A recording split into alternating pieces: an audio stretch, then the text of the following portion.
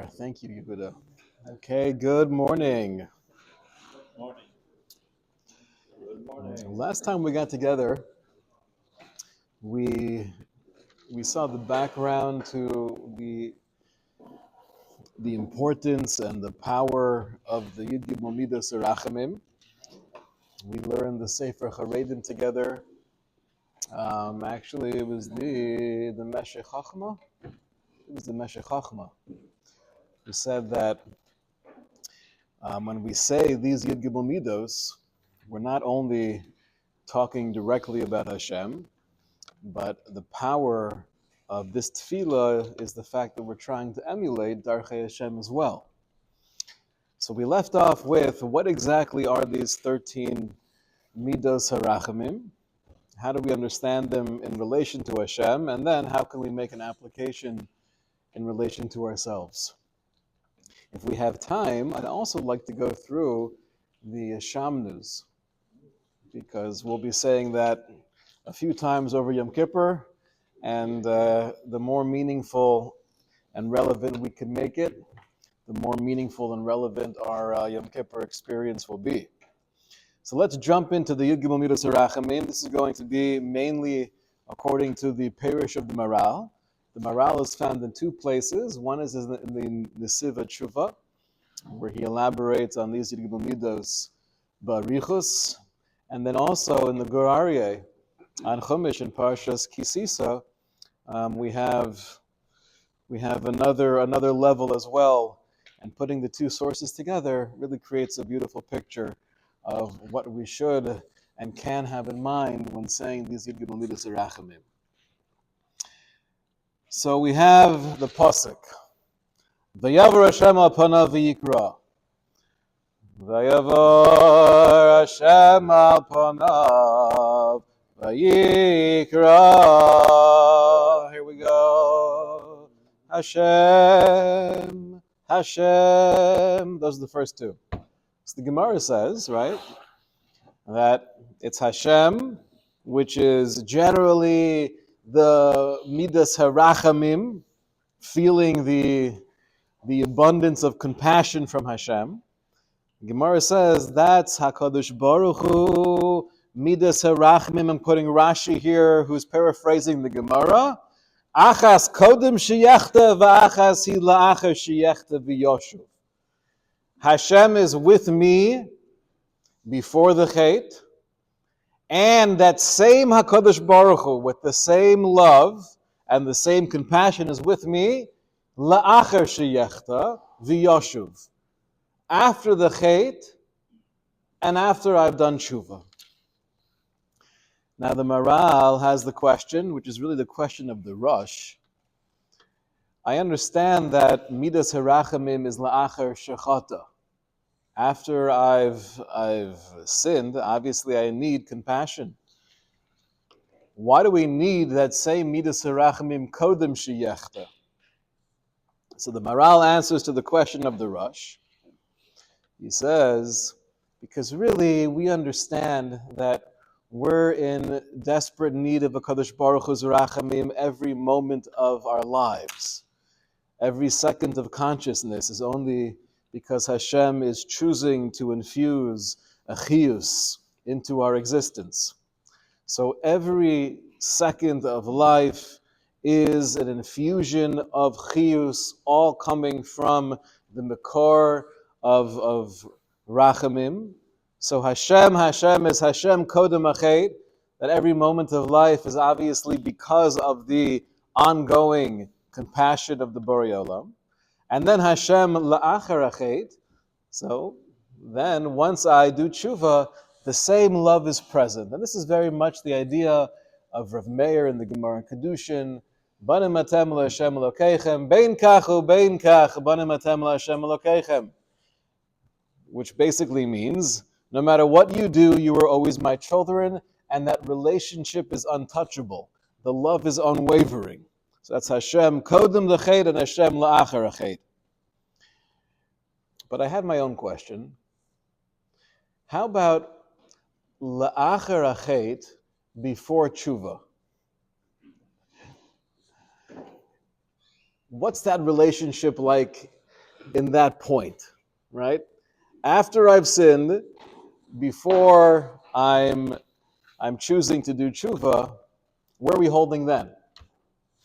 So the Maharal in the Gur Aryeh says as follows, and this is such a beautiful idea.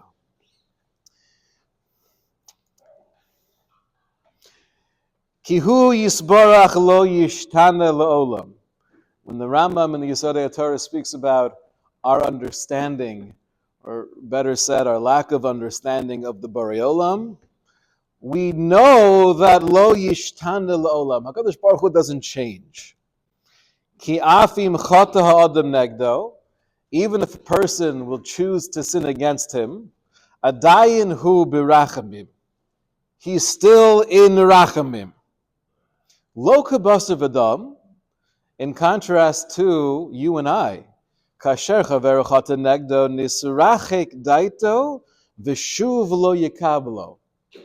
When you hurt me, when you say something or do something that's insensitive, so my natural reaction is, even though I generally love you, right now I distance myself from you.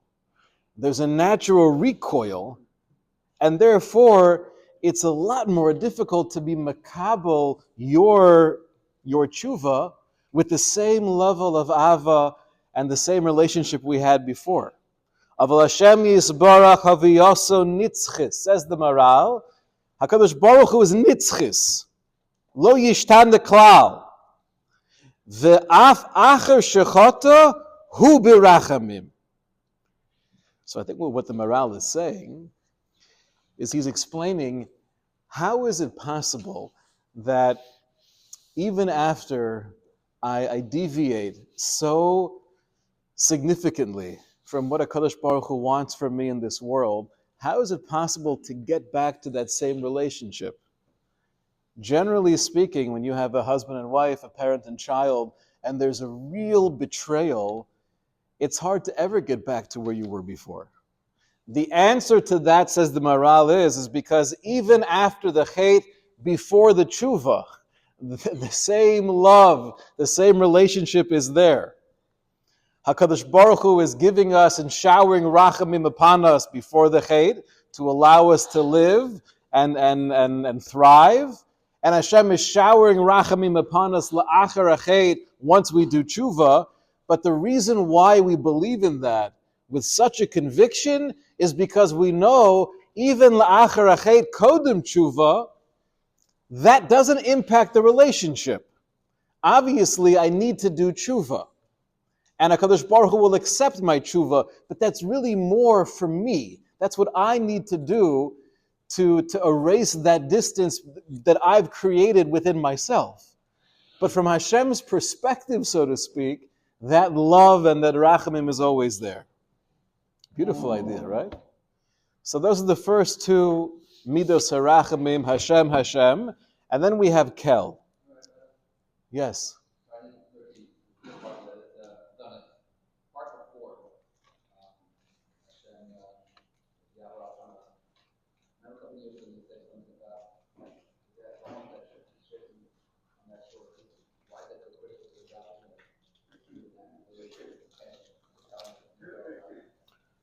Can you speak a little bit louder, young man?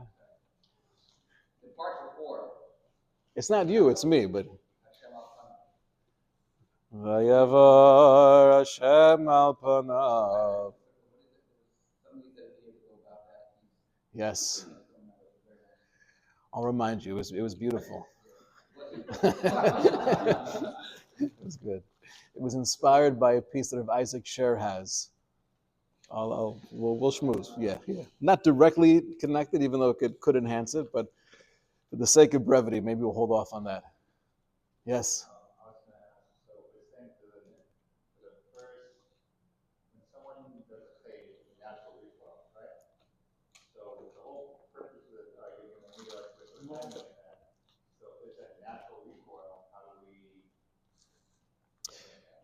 That's a great question. Yitzchak is asking that if, unfortunately, we are human and we are impacted by the way people treat us, so if we're trying to emulate these middos, how do we follow Hashem? Great question. What I want to do is just to really define these middos regarding HaKadosh Baruch Hu, and then we'll try our best to interpret them according to Bein Adam L'Chavero. Good question, though. So number 3 is kel. In the Gemara itself, it does not explain the midah of kel. Baruch Hashem, we have the Maharal. The Maharal comes along and says the lashon of kel, which usually has the connotation of just power, right? B'nei Elim. He says pshat in kel is that Hashem is always showering us with more than we need. Right? The force of that chesed and hatava, that goodness, that's what we have in mind when we say kel. Your mamish not just giving me the bare minimum to survive and stay alive, but you shower me with bracha. That's the third of the Yud Gimel Middos Harachamim. Then we have rachum v'chanun. So the literal translation, rachum would be compassionate, and chanun would be compassionate. Gracious, right? Gracious is chanun. What's the difference between rachum v'chanun? So here, this idea is based on the Gra. The Gra says, rachum is when I am bitzar, when I'm going through agmas nefesh, when I'm suffering, when I'm feeling isolated, or when I'm in pain, the compassion of Hashem is imo anochi bitzara. HaKadosh Baruch Hu, the midah of rachum is, I'm with you in that pain. And therefore, I'm going to be mechazik you, I'm going to encourage you, I'm going to shower blessing upon you. I feel the pain that you're experiencing. That's rachum.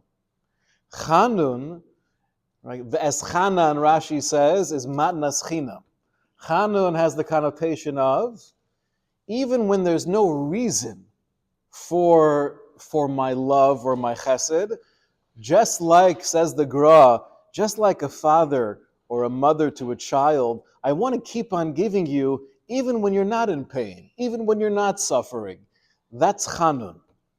So we have Hashem, Hashem, Kodem l'chet, Acher achet, Kel, you're always giving me more than I need. Rachum, when I'm in pain, you're in pain with me. V'chanun, matnas chinam, and even when I don't need necessarily anything. I'm not suffering, Baruch Hashem. You ask me how things are going. They're going great. Things are really going well. Even in that state of mind, v'chanun, you're gracious. You want to keep on giving me. I remember during Hanukkah every year, my kids would always be taken aback. Why does Nama send so many presents, right? And she was always asking, what can I get you for your birthday? And when you would tell, Nama was my mother, right? Aleha Shalom, you would say, I don't need anything. That didn't make any difference in the equation. The fact that you don't need anything, can I get you some more suits? No, I'm good. I just wear black suits and I have one blue suit. Like that. I'm fine, Okay, I'll get you another one. It's good to have. All right? That's the idea of Chanun. You don't need anything. Baruch Hashem, you're good. But just like a parent to a child, HaKadosh Baruch Hu wants to keep on giving. Now we have Erech Apayim. Now Erech Apayim is generally translated as patience. Right? HaKadosh Baruch Hu is patient with humanity. Now, in this context, the idea is Hashem gives us time and creates opportunities for change. So part of the rachamim of HaKadosh Baruch Hu is that I don't have to react immediately. I don't have to respond to every iniquity, to every infraction. And to the contrary, because my goal is to help you, there's erech apayim, there's a sense of patience. I'm giving you time and I'm creating opportunities every single day for you to be inspired and for you to be able to direct yourself towards me. That's erech apayim. V'rav chesed. Rav chesed is one midah together. So there the Gemara tells us, Rav chesed means that if I'm somewhere in the middle, I'm a beinani, things are not so clear. My avonos, my schusim. So Rav Chesed is HaKadosh Baruch Hu pushes me towards Chesed. That's the idea of Rav Chesed. And the basic concept is that not only are you showering bracha upon me before and after the chet, and you're giving me more than I would ever need, and you're with me in my suffering, you feel the pain that I feel, and you probably feel it even more than I feel it, and you want to keep on giving to me v'chanun even when I don't need anything, erech apayim, and you're patient, you're giving me time and opportunities, and sources of inspiration and connections with different people that can bring me back in the Derech Hashem, you're actually standing behind me and you're pushing me in that direction. That's Rav Chesed. It's an amazing illustration. I'm not just creating this entire circumstance where you have the ability to be choser the tshuva. I'm mamish standing behind you, I'm pushing you in that direction. There's like this energy, there's a force compelling me towards good. And then we have emes. Emes is truth. So there, all of the Mefarshim say, the truth of Hashem is that even if we're living in a reality that seems so unfair, and we don't see the incredible reward for those who are trying, and we don't see the onshim for those who are taking advantage of others and exploiting the victim, we believe that Chosamo Shel HaKadosh Baruch Hu Emes, right? The essence of Hashem is truth, and therefore the midah of Emes is it's our way of reinforcing, even if I can't see it right here and now, I know that good will come. I don't know exactly what shape or form or when, but I know you're emes, and I know there's yashrus in the world, and therefore I believe that the good will come. That's emes. Yes. We'll get there. Right now we're focusing on God, and then we'll have to make the application. Some of the Middos have a vav before them, some don't. Are the ones that have a vav connected to the ones before them? Probably. Good question. Yeah. Okay, now we have Notzer Chesed La'alafim. That's one midah, right? Those three words. Notzer Chesed La'alafim, which really means Hashem holds on to our Chesed for thousands of years, thousands of generations. And here is such a powerful concept that one of the Middos Harachamim of Hashem is that anything that we're able to do, right? The famous line of the Rabbeinu Bechaya in the end of Cheshbon HaNefesh in Chovos Levavos, where Kadosh Baruch Hu says, Ma'at etzlo, or Ma'at for us, what we view as small and insignificant, it's Rav etzlo. In HaKadosh Baruch Hu's eyes, any little bit we could push ourselves through the fog and the choshech of this world to try to come closer, HaKadosh Baruch Hu views that in such glowing terms where he holds on to that forever.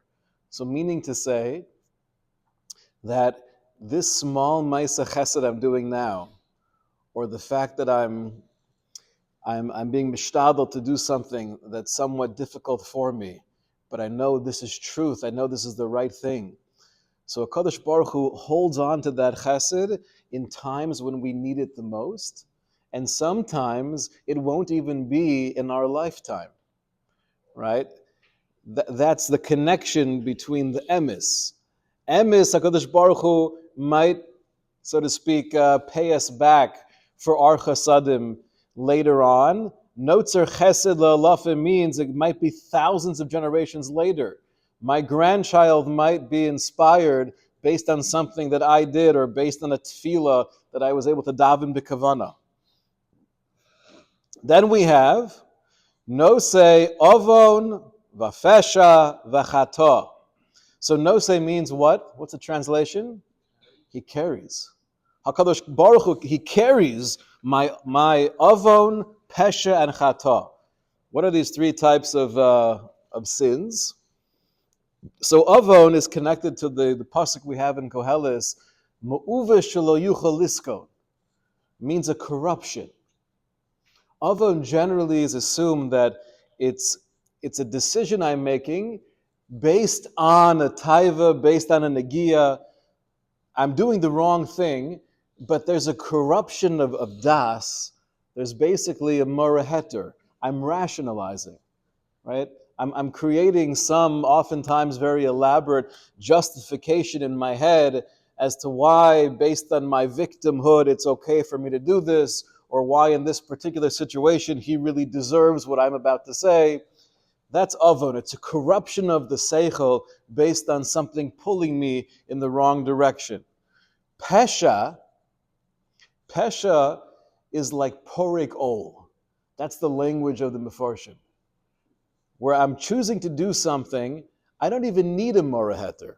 I don't have to explain to myself why it's really a mitzvah to do what I'm doing.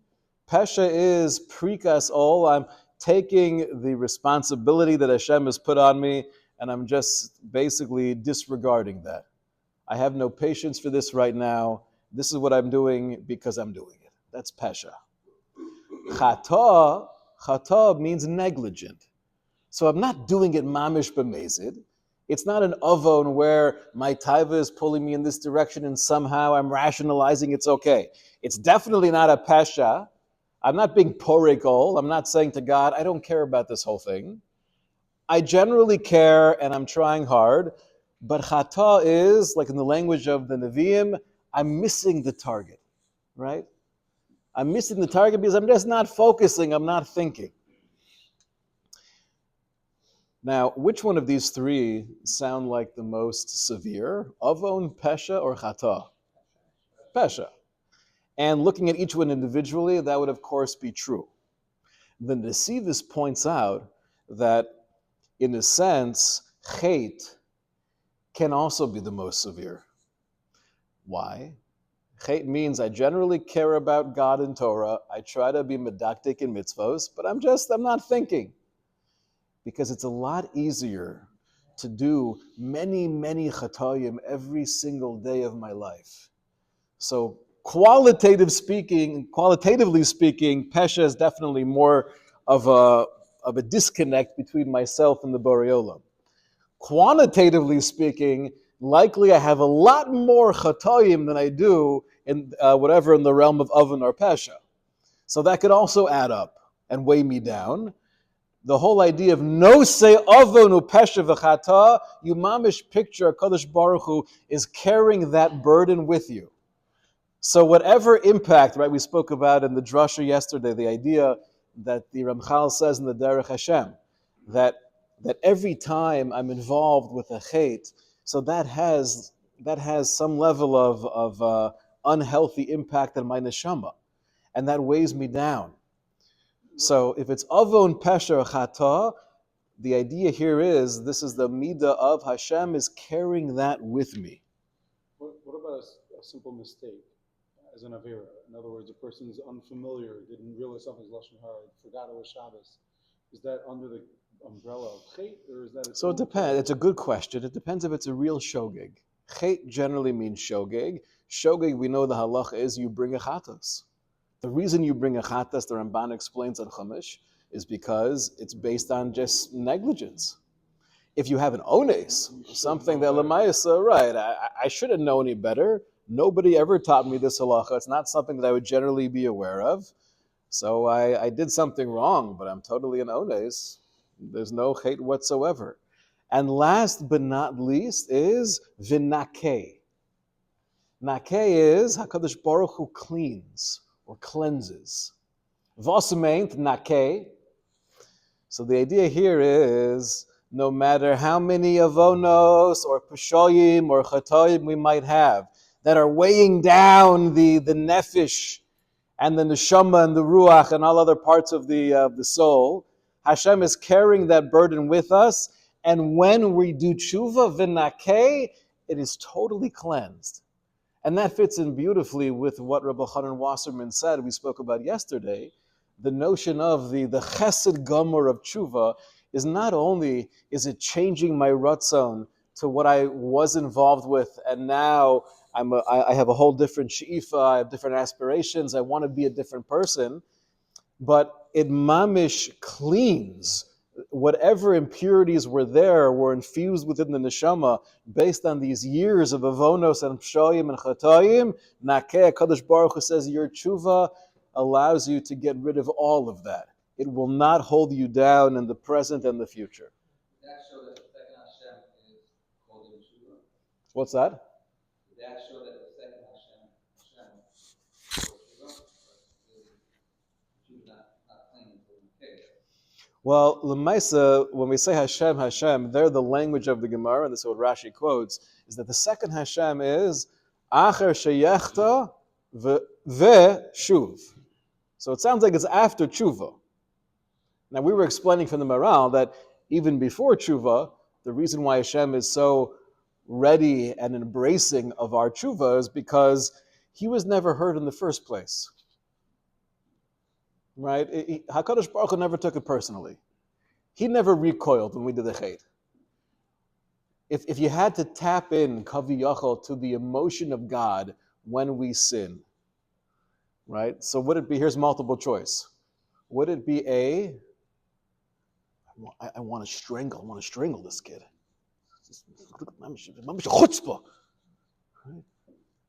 How much have I given you? Look what you're doing. That's A. All right. Okay. B is, listen, I'm the Borei Olam. I don't need this. You're not doing me any favors. You're messing yourself up. Okay, Nebuch. I hope you do tshuva. That's B. So both A and B are apikorsis, right? What's the right emotion that we believe Kaviyachol HaKadosh Baruch Hu has? Is C. C is the way a mother feels when her child is mamish suffering. Right? If you picture, I've seen this firsthand, the incredible agony of a parent almost, forcing a child into treatment and knowing full well that what they're about to experience hooked up to this machine for the next 45 minutes is going to be mamish agony. Right? So how does the mother feel when the child's going through that agony? It's torturous. Right? So when HaKadosh Baruch Hu sees us, he's experiencing our chatoyim, our avonos, our pshoyim. The reaction is, and this is Rashi in the beginning of Parshas Masai, the reaction is an incredible tsar. Like, oh man, I can't believe it. Oy, it's a tsar of the Shechina. So because that's the way HaKadosh Baruch Hu reacts, so to speak, to our mistakes, then Hashem kodim and Hashem la'acher hachet, when we do tshuva, it's very natural to embrace our tshuva because he never went anywhere, right?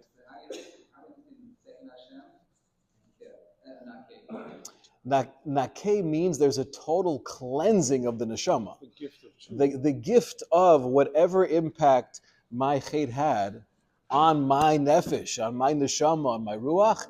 HaKadosh Baruch Hu is saying, mamish, it has there's no remnants there.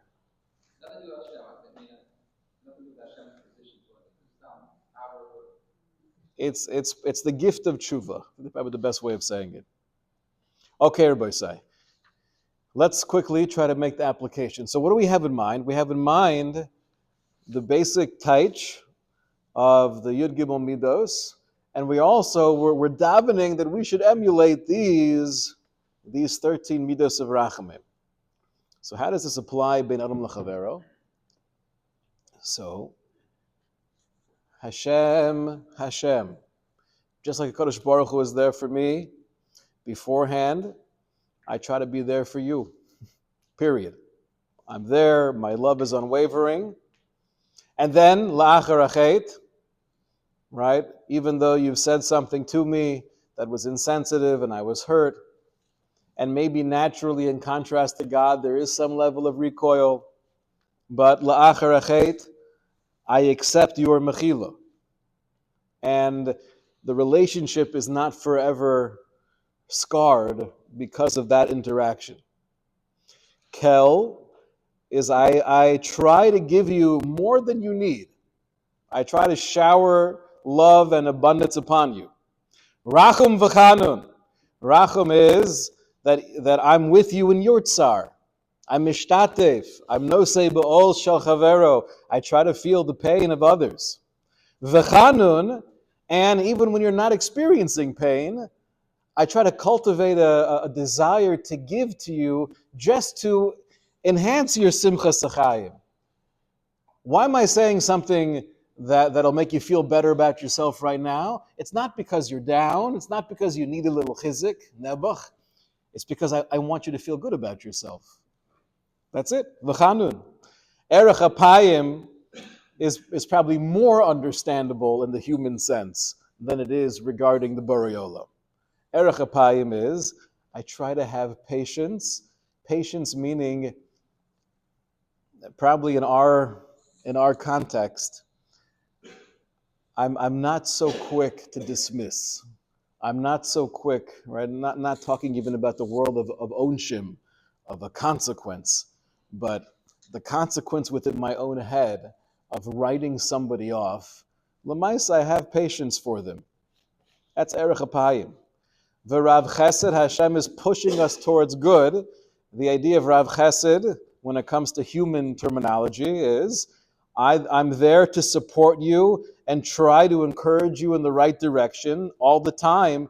The emes is I try to be truthful and come through for you in any way that I can, and especially if I say or my role is to be there for you, I have to live up to that role. Notzer chesed le'alafim is a beautiful idea that many of the Svarim point out. If Hashem is holding on to the chasadim that we do for thousands of generations, so sometimes if we could hold on to the chesed that others do, and we could pull that up, we could take out that file during a time where I'm only focused right now in the negative, that's notzer chesed le'alafim in a very real and tangible way. I'm focusing on your good qualities and the incredible person you are, even when you're not acting so incredibly. No say avon v'fesha v'chata. If Hashem carries our avonos, where I know you just did this or you said this because that's where you were naturally going, but really you had some kind of corrupt, warped rationalization, or pesha, you're basically throwing off the responsibility of the role you should be playing, or you were just negligent and you didn't do what you should be doing, or you did something you should not have been doing because you just weren't thinking, I could carry that together with you. V'nakeh means what? We're not cleansing anyone's neshama, but l'chora, the application of v'nakeh is the way I view you. My perception of you is that just because we've had difficult interactions in the past, you've done things, you've said things, but overall, I still view you as mamash and neshama tahora, and I focus on that. That's v'nakeh. Okay. You said that emes from Hashem was accepting, almost an emunah bitachon. Even if I don't understand something in a moment, I know that Hashem's derech is emes, and that bit that I'm lacking as a human being, I understand. In other words, trying to. So that's from our perspective, but the midah of emes is that Hashem will come through, right? From our perspective, we're being mechazik ourselves and reminding ourselves that Kadosh Baruch Hu is truth, and even if things don't seem fair, I know Hashem will come through. The midah of emes klapai shemayim is that Hakadosh Baruch Hu comes through, right? There's a genuine, integrity. So that we could very much emulate. Now, Keith, does not sound like it should work with people. I have to protect myself from this. You have a history of doing things to me, and I know you have given you, but I can't clean that history. So, okay, that's a good question. My Goldstein is asking, the last of the 13 v'nakeh is very hard to apply between two human beings. V'nakeh is a total cleansing of the neshama. I'm not cleansing your neshama, and even for me to try to view you as totally innocent, that might be naive. The Mefarshim say v'nakeh is that HaKadosh Baruch Hu cleanses and gantzim the neshama when there's full tshuva. Part of the chesed of v'nakeh is that even when there's not full tshuva, but there's still a healing of the neshama. It might not be fully back to itself running 5 miles, but there is a healing of the neshama that takes place with any level of tshuva. And I think when we put it in terms of the human application, it'd be the same idea. I don't have to pretend there's total innocence and therefore set myself up for further hurt and pain if you haven't drastically changed your ways. But if there is a sense of regret and a ratzon to be a different person, so then v'nakeh, just like Hashem. There's a really nice book on Talmud Torah from Feldheim. So they go through lots of interpersonal relationship examples. And I think what they said about v'nakeh was like even in like literally like cleaning up somebody else's mess. Like, you know, like that maybe we had like lots of discussions of like when and what circumstances you should do that, but sometimes like the balance of always not being a doormat, but kind of you know, if you see somebody who's they just don't have it together, and you know it should be their responsibility to take care of something, and you're taking care of it for them. That would be Beautiful. underneath that. It looks like our time is up for now. So at least we saw the Maharal's basic pshat in the 13 Middos of Rachamim and suggestions for application. And Mitzvah Hashem, it should be a meaningful experience when we daven these 13 Middos of Rachamim. Shkoyach.